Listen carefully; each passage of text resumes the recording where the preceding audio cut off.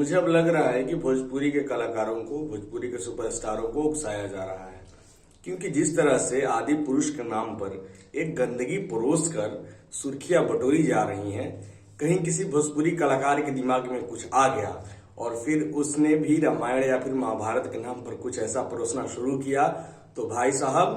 बहुत कम समय लगेगा हमें अपने देश और अपने भारत को छोड़कर जाने में।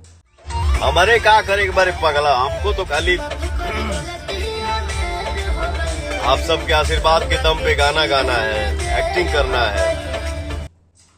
इसलिए मैं उन तमाम लोगों से जो ऐसे फिल्म बनाने की चाहत रखते हैं या फिर ऐसे फिल्म बनाने की कोशिश करते हैं और फिल्म के नाम पर गंदगी परोसते हैं, उन्हें खुलेआम चेतावनी देना चाहता हूं कि आप लोग सुधर जाइए। आप लोग सुधर जाइए, वरना किसी दिन किसी भोजपुरी मेकर या फिर किसी भोजपुरी फिल्म एक्टर या फिर किसी भोजपुरी गायक का दिमाग खराब हुआ